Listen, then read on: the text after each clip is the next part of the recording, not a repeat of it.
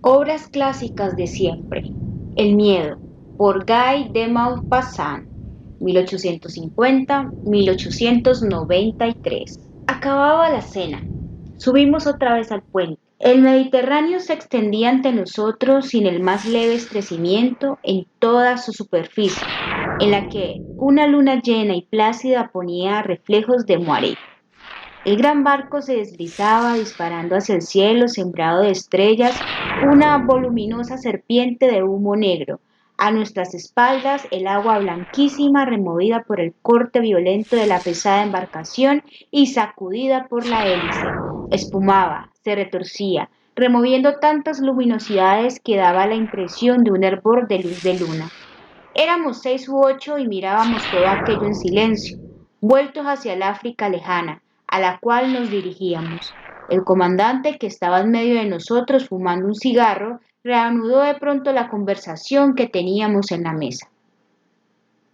Sí, señores, aquel día sentí miedo. 6 horas estuvo mi barco con aquella roca incrustada en la barriga y batido por el mar. Por suerte, cerca ya del anochecer, nos vio un buque carbonero inglés, el cual nos recogió a bordo. Un señor alto, de rostro tostado y expresión grave, uno de esos hombres que producen la sensación de que han cruzado grandes regiones desconocidas corriendo peligros constantes y que parecen conservar en la profundidad de su mirada tranquila un algo de los paisajes que han visto, un hombre de esos que revelan poseer una templada energía, habló por vez primera. ¿Asegura usted, comandante, que tuvo miedo? No se lo creo. Equivoca usted la palabra y la sensación que experimentó. Cuando el hombre enérgico se encuentra frente a un peligro apremiante, no siente miedo jamás. Cuando más se siente emocionado, inquieto, angustiado, el miedo es otra cosa. El comandante insistió riendo francamente. Caracoles. Yo le aseguro que fue miedo lo que tuve. El hombre de cutis bronceado habló con acento firme y voz pausada. Permítame aclarar mi afirmación. El miedo, y hasta los hombres más valerosos pueden sentirlo, es una cosa atroz, una sensación desgarradora, algo así como una descomposición del alma, un calambre horroroso del pensamiento y del corazón, y solo con recordarlo se sienten escalofríos de angustia. Pero a un hombre valeroso no le asalta por encontrarse frente a un ataque, ni frente a la muerte inevitable, ni en presencia de cualquiera de las formas de peligro que conoce. Le acomete, en cambio, en ciertas circunstancias anormales, bajo el influjo de causas misteriosas, en presencia de peligros indefinidos. El auténtico miedo es como una reminiscencia de las terroríficas pesadillas primitivas. Quien cree en aparecidos y tropieza en la noche con un espectro ha de experimentar el miedo en toda su horrible desnudez. Lo que es el miedo en todo su horror lo supe yo hará unos 10 años. Entonces fue en pleno día, y volví a sentirlo del último invierno durante una noche del mes de diciembre.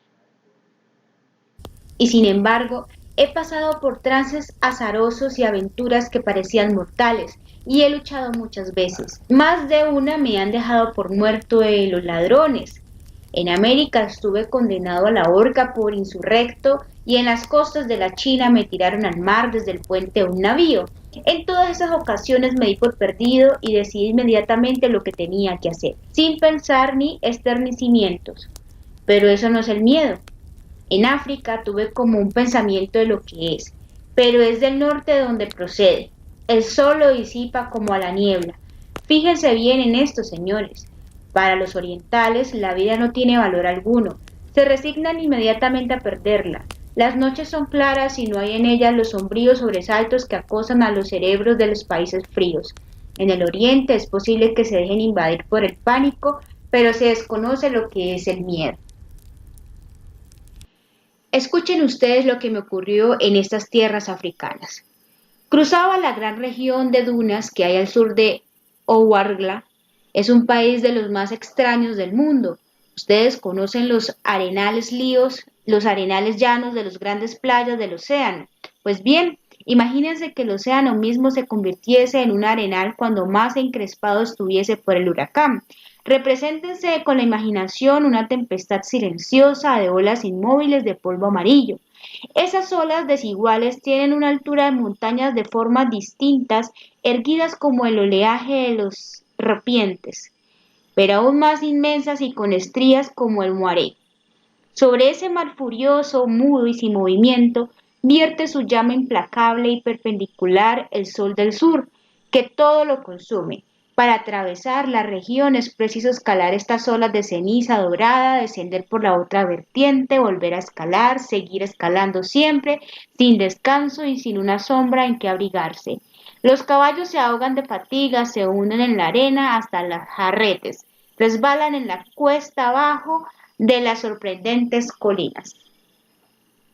Éramos 2 amigos y nos daban escolta 8 espaíes y 4 camelleros con sus camellos. Caminábamos en silencio, agobiados de calor y de fatiga, con la garganta tan seca como aquel desierto ardiente. De improviso, uno de nuestros hombres dejó escapar una especie de grito.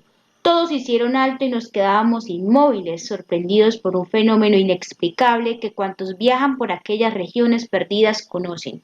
Sin que pudiéramos precisar dónde, pero cerca de nosotros, sin dirección concreta, tocaba un tambor. El tambor misterioso de las dunas se le oía con toda claridad. Unas veces vibrante, otras más apagado, cesaba unos momentos para reanudar enseguida su redoble fantástico. Los árabes se miraban unos a otros, aterrorizados. Uno de ellos dijo en su lengua: «La muerte nos persigue». Y no bien lo dijo cuando mi compañero, mi amigo, mi hermano casi cayó de cabeza del caballo fulminado por una insolación. Por espacio de 2 horas hice esfuerzos para salvarlo, aunque inútilmente, y durante ese tiempo estuvo martillándome en los oídos aquel tambor misterioso con su ruido monótono, intermitente e incomprensible. Entonces fue cuando sentí que calaba en mis huesos el miedo auténtico, el miedo horrible, con el muerto querido junto a mí, en un pozo formado por 4 montes y que el sol convertía en horno, a 200 leguas del pueblo francés más próximo, y el eco desconocido envolviéndonos en el rápido redoble de su tambor. En un pozo formado por 4 montes y que el sol convertía en horno, a 200 leguas del pueblo francés más próximo, y el eco desconocido envolviéndonos en el rápido redoble de su tambor. Aquel día pude formarme una idea de lo que era tener miedo, pero cuando lo supe de veras fue en otra ocasión. El comandante interrumpió al narrador. «Discúlpeme, caballero, ¿y el tambor aquel supo de qué se trataba?». El viajero contestó: «Lo ignoro en absoluto. Nadie lo sabe. Los oficiales del ejército, que se han visto muchas veces sorprendidos por aquel extraño ruido, opinan casi todos que se trata del tamborilero, de granos de arena que el viento lanza contra alguna mancha de hierbas secas y que luego el eco agranda, multiplica y refuerza desmesuradamente en los repliegues y hondonadas de las dunas. Se ha venido observando que el fenómeno se produce siempre en las proximidades de terrenos en que existen pequeñas plantas quemadas por el sol y duras como pergamino. No es pues otra cosa este fenómeno que una especie de espejismo del sonido, pero yo lo supe más adelante. Paso a contar mi segunda emoción. Me ocurrió durante el último invierno, en un bosque del nordeste de Francia. Tan nublado estaba el cielo que se hizo noche con 2 horas de adelanto. Llevaba de guía a un campesino que iba a mi lado. Caminábamos por un estrecho sendero bajo una bóveda de abetos a los que el huracán arrancaba aullidos. Por encima de sus copas veía yo la desbandada de nubes que parecían huir desatinadas de algo terrible que las perseguía.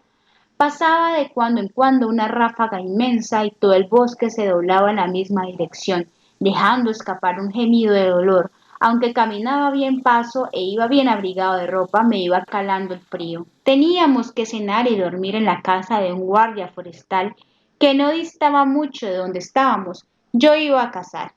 El guía miraba de cuando en cuando al cielo y murmuraba: «Qué oscuro está», me explicó quiénes eran las personas a cuya casa íbamos. Hacía 2 años que el padre había matado a un cazador furtivo y desde entonces vivía melancólico, como acosado por aquel trágico recuerdo. Vivían en compañía suya 2 hijos casados.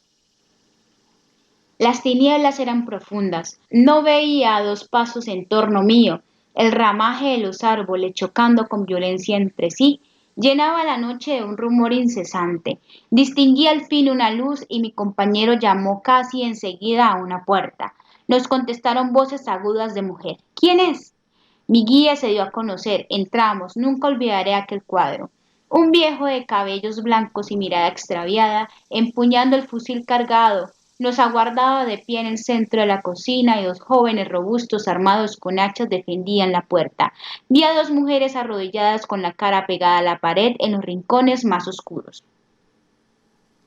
Nos dimos mutuas explicaciones. El viejo colocó su escopeta contra la pared y mandó que me preparase en mi habitación. Al ver que ninguna de las mujeres se movía, me dijo bruscamente: «Mire usted, caballero, hace 2 años y en tal noche como la de hoy maté a un hombre.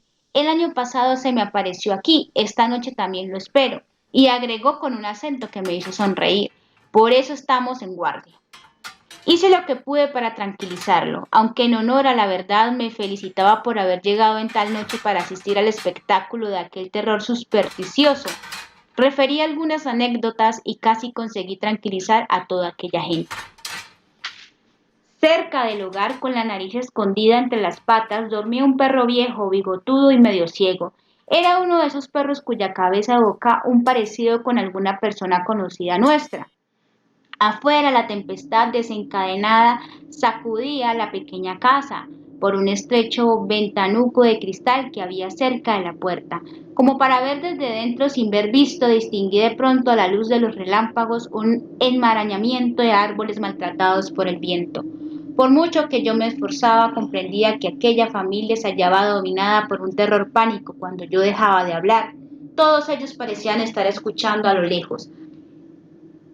Harto de aquellos imbéciles temores, iba ya a pedir permiso para acostarme, cuando vi que el viejo se puso en pie de un salto y volvió a coger su fusil, balbuceando con voz desvariada: ya llega, lo oigo venir».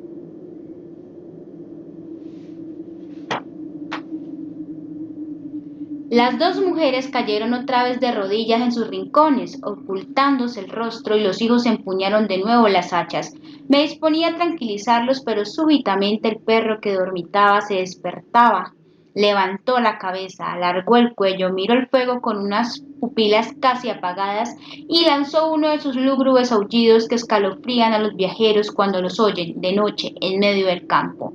Todos los ojos se clavaron en el animal, que ahora permanecía inmóvil, alzado sobre sus patas como frente a la aparición. Se le erizaron los pelos y volvió a lanzar un aullido, como si lo dirigiese hacia aquella cosa invisible, desconocida y seguramente pavorosa. El guardia lívido gritó: «¿Ha reconocido su olor? ¿Ha reconocido su olor? Estaba conmigo cuando lo maté». Las dos mujeres, fuera de sí a un tiempo, que pusieron a aullar al unísono con el perro. No pude evitar que me corriese por la espina dorsal un escalofrío. En verdad, aquel animal que veía apariciones en tal lugar a semejante hora y entre aquellas gentes empavorecidas era cosa del miedo. Durante una hora y sin moverse de donde estaba, el animal siguió aullando como angustiado por una pesadilla. El miedo, el auténtico miedo, se iba apoderando de mí. ¿Miedo de qué? ¿Lo sé yo acaso? ¿El miedo? Y con eso está dicho todo. Permanecíamos inmóviles, lívidos, a la espera de un acontecimiento espantoso, escuchando anhelantes, sobresaltados ante el ruido más ligero. El perro se puso a rondar por la habitación, husmeando en las paredes sin dejar de gemir. Aquel animal nos volvía locos. El campesino que me había traído se lanzó sobre él. Presa de un acceso de terror furioso, abrió una puerta que daba a un corralillo y echó fuera al animal. Ya no se le oyó, y aquel silencio nos resultaba todavía más terrorífico. Un súbito sobresalto nos acometió a todos a un tiempo. Alguien se deslizaba rozando el muro exterior hacia el bosque. Cruzó luego rozando la puerta y pareció que la tanteaba con mano insegura. Nada más se oyó durante 2 minutos que nos hicieron perder todo rastro de razón. Se le sintió pasar otra vez, siempre rozando el muro. Rascó suavemente como un niño que araña con la uña y surgió de improviso. Pegada al cristal del ventanuco, una cabeza blanca de ojos azogados como los de una fiera, salió de su boca un sonido con un murmullo quejumbroso. Estalló un estruendo en la cocina, el viejo guardia había disparado, los hijos se precipitaron en el acto y taparon el ventanuco con la mesa afirmando: «Está con el aparador». Les doy mi palabra de que el estrépito de aquel disparo inesperado me atenazó con tal angustia el corazón, el alma y el cuerpo, que me sentí desfallecer y estuve a punto de morir de miedo. Permanecimos en la cocina hasta el amanecer, incapaces de movernos y de articular una palabra, como acalambrados por un espanto indecible. Nadie se atrevió a desembarazar la puerta hasta que vimos dibujarse un débil rayo de luz del día en la rendija de un sobradillo. Al pie de la pared junto a la puerta yacía el perro achacoso, con la cara destrozada de un balazo. Había salido del corralillo abriéndose paso por debajo de la paralizada. El hombre de la cara tostada se calló y luego dijo para terminar: «Y ya lo ven ustedes, ningún peligro corrí aquella noche. Preferiría, sin embargo, afrontar de nuevo las horas en que he corrido los más graves peligros antes que pasar por el instante aquel del disparo sobre la cabeza barbudo del ventanuco».